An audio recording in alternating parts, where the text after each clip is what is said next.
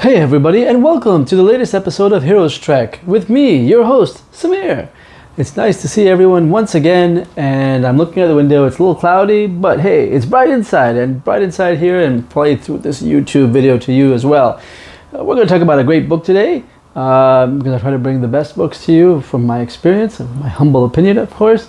But I hope you're sharing it. And speaking of sharing and caring, if you could click that like button, that would be awesome. And also, if you could subscribe to the channel, that really helps out. I mean, subscribing to the channel means you get notified every time I post a new video, and hopefully there's something interesting for every one of you who's out there watching this or is interested.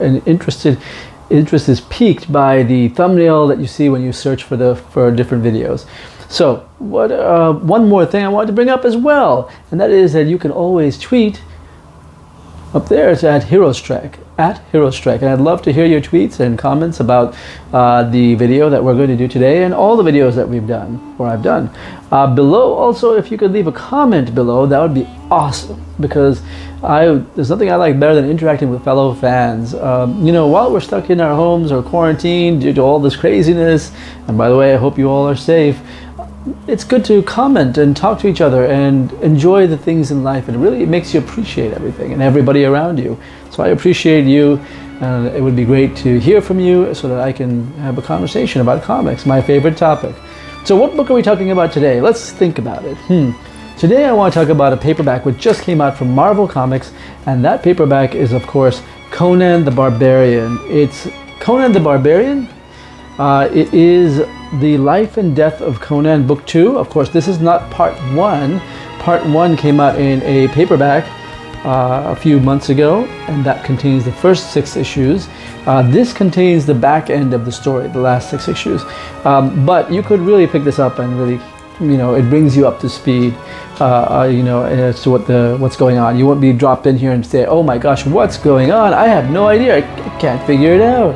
You won't do that. What you will do is you'll find an amazing story. So let's go back a bit and talk about Conan the Barbarian. For like many of you, for me, I was introduced to Conan the Barbarian through Marvel Comics. I wasn't around when the books first came out, didn't get into the character from the books and the novels. I did get into it from Marvel Comics, and occasionally, once in a while, I would see a copy of Conan the Barbarian on the comic book rack. And I'd be like, well, this looks like an interesting book. And I'd be like, I'd pick it up, and I'd read through it, and, it had everything. It had swords and sorcery, it had barbarian men, barbarian women. It had all sorts of, for everything that you enjoy.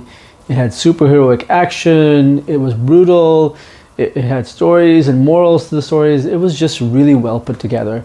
Recently, I've been following and catching up on everything that I missed out, such as the Barry Windsor Smith art in the original run, the early issues of the original run, with the helmet with the 2 horns, instead of coming out from the sides, like, a lot of barbarian helmets come up from the side, this one was coming up from the front. Barry Windsor Smith had a really interesting take on it, and beautiful artwork. Those are released in omnibuses from Marvel Comics.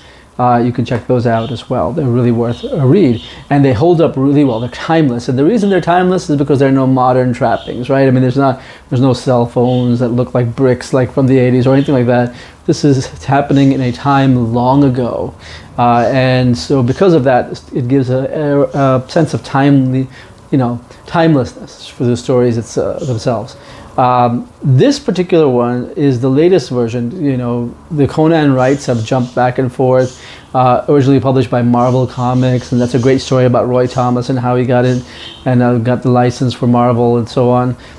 To Marvel actually losing the license to Dark Horse, and Dark Horse Comics actually publishing a great set of Conan comics written by the likes of Kurt Busiek, with art by Corey Nord. Well, I don't know if you've seen his art too much, but he did a great run with Carl Kiesel on Daredevil a long time ago. But Dark Horse did a whole bunch of Conan stories, well worth checking out. Artwork was always great. Kurt Busiek started it off. Timothy Truman of Scout fame continued on that winning streak. Well worth checking out. And then a few years ago, Marvel got the rights back again. And once Marvel got the rights back, they said, let's reissue all the original classic ones and also begin a new Conan the Barbarian series. And this new series is what this paperback is all about. And in fact, it's written by Jason Aaron. You should know him from writing the Thor series for the last, is it almost a decade now, or about a bit of time now, where he's written Thor. But he's also the author of quite a few really good stories. He's a really good writer, well worth following his work. And his writing is great. He captures the spirit of Conan. He honors the history that was presented in Marvel Comics, but also in the novels, which is very important because a lot of the groundwork and the foundation for Conan and the Conan stories was set upon or created within the novels and then built upon by Roy Thomas in Marvel Comics. In the original Marvel series of the 70s and 80s and so on. But now you've got a new series, and Jason Aaron just really writes it amazingly. I mean, he's such a good writer. And the reason it also shines even more so because you've got artwork by Mahmud Asrar, and his artwork, it's just perfect. It's like made for Conan. I mean, really, really good. We'll get to that in a moment.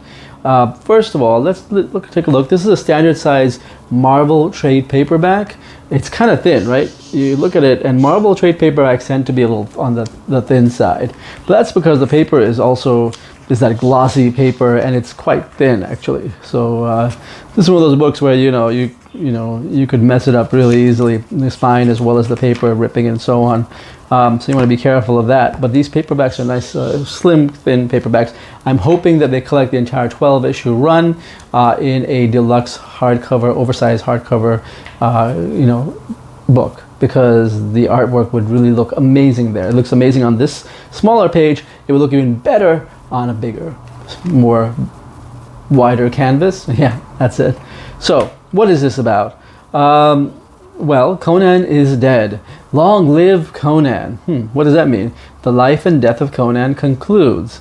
So basically what this is, and I'll read the blurb on this, beyond his lust for ale, battle, and gold, many women have captured Conan the Barbarian's heart over the years. But nothing is sacred when the Crimson Witch strikes and twists what is truly best in life. Then Conan returns home to Cimmeria, but things aren't exactly as he remembers them.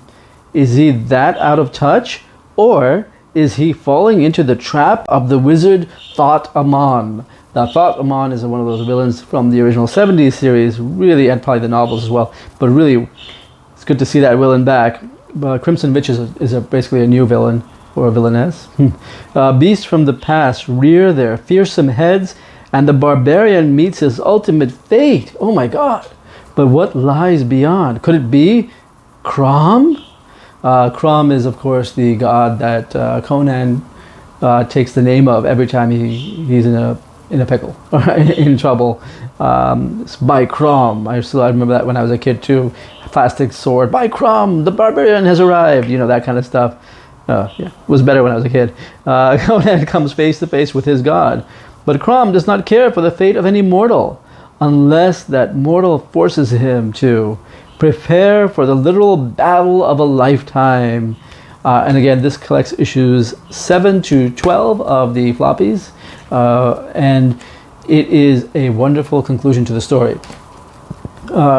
It basically, Jason Aaron uses a technique that he used in the Thor series that he wrote, where he flashes forward in the future and back into the past, and he has a thread which links all these stories together. So what works beautifully about this book, this paperback here, on the storyline, is that each of the components or the stories that lead up to it, each of the issues can really stand alone as its own adventure. That's what's so cool about it, is that it stands alone as its own adventure with the common thread of the Crimson Witch and her plot, because what she wants to do is she wants to, and spoilers here, a little bit of spoilers, so if you don't want to see this spoilers, pause. But if you do want to see the spoilers, let's keep going. So basically, she's looking for the blood of a warrior, to drain the blood of a warrior, a really, really big warrior, somebody with the death lust who's killed many and survived many deathly perils, and use that blood to bring forth and resurrect her god, this demon called Razazel.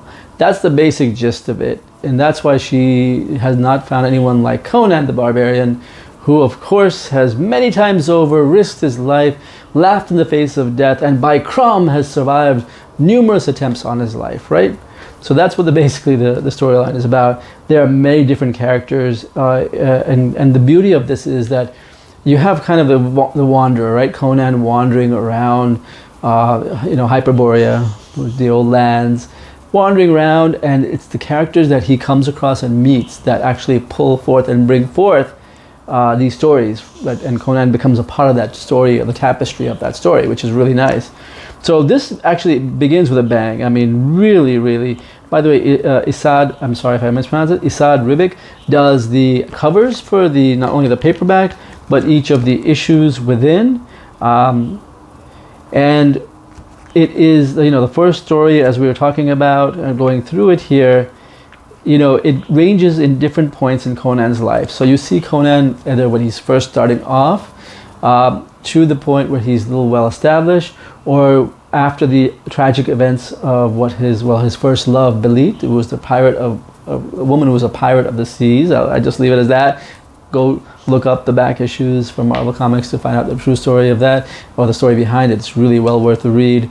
But he has, spoilers, lost her, and how he gets his revenge on the person, or one of the people that's responsible, forms the crux of the first story, and how he gathers a team of women who originally were prostitutes, but he kind of takes them and they start believing in him that he's really somebody who's on a mission, and he's doing something good. He's lost something and he wants revenge for that. And they follow him, and they become they're almost like warriors, just fighting right alongside him. Very powerful characterization by Jason Aaron, as well as a powerful artwork.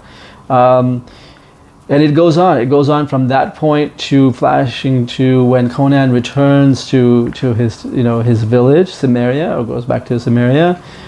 It flashes forward to when Conan was king, or becomes eventually King Conan. I don't think I'm spoiling anything here, but he craved adventure, so he left Cimmeria and he wandered across the lands, finally ultimately conquering everything and becoming king.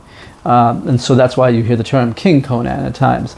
So he goes through all of that, and it culminates in a final battle with the Crimson Witch and her, I don't want to spoil that part of it, but also the demon Razazel as he tries to battle them. Throughout, Mahmud Asrar provides the majority of the artwork. Gerardo Zaffino provides the artwork for issue number 8, which is where they return to Cimmeria. It's brutal, and the artwork completely matches that. But Mahmud Asrar is astounding on this artwork. This is his calling, to really draw Conan. And I wish we were in the times when artists would kind of stay with the book for a long, fun run. Not just 6 issues and done, like Lionel Francis Yu with Captain America, the recent series that was going on, the ongoing series, or like many other artists who just stay for a few issues or a year and then leave. Mahmud Asrar would be welcome on this book for years to come, and this could be a career-defining set of work for him. Jason Aaron does an incredible job. Again, the nuances, he captures the character perfectly. On the surface, Conan could be coming off just as a barbarian, sort of like many guys I know. Yeah, they're just shallow, fighting with the sword and this and that. But the Conan, for the people that really have read the stories, people know that Conan is a very nuanced character with a lot of inner demons. Of course, inner demons is what pushes a hero along on the hero's journey, right? As he battles his inner demons, he comes across demons on the outside, and ultimately, he vanquishes all. That's the hero's journey. But Conan is a very nuanced character, and how he reacts, the fun of it seeing this character is how he reacts to everything he comes across. And it's always with bravery and sometimes foolishness, which is important because we can be brave, but we can also be foolish, and many times we are. So, that's my philosophical debate for another time. Right now, I would say Conan the Barbarian, The Life and Death of Conan, Book 2 and Book 1, is also something well worth checking out. It's from Marvel Comics. They've done a great job of relaunching the series. Jason Aaron, amazing writer, does a great job with this book. He's also written other things. If you want to check out his independent work, well, his Marvel work includes, of course, Thor, the Mighty Thor. But if you want to check out his independent work, because many times writers, they do a great job writing for the main companies like DC, Marvel, and so on. But they do an even better job on their own creations, their own work. So Southern Bastards is one of those books that's by Jason Aaron, which is really well worth checking out. But Jason Aaron, great writer, well worth checking out. Mahmud Asrar lifts it up even higher. Conan the Barbarian sword is raised high and has never reached better or more worthy heights of grandeur and greatness. Well worth a read. Check it out. I can't talk about it more. It is, of course, parental advisory, not for the kids.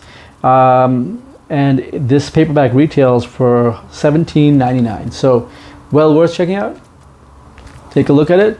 And if you've read it or are going to read it or have a comment about it or don't want to read it, leave a comment below and I'd love to talk to you about it. Also, if you could click the like button, I would be well appreciated. Or, and also click the subscribe button, because that really helps the channel. I know I sound like a broken record, but it really does.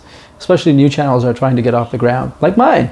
And of course, if you want to tweet and send out a tweet to @HeroesTrek, I am more than happy to respond and to communicate and talk with all my fellow fans. So that's it for this one. I will see you guys soon. Until then, make sure you're safe and sound on this crazy world and planet that we live on, with lots of joy as well. So take those joyful moments and appreciate them when they come along. Talk to you soon. Take care. Bye.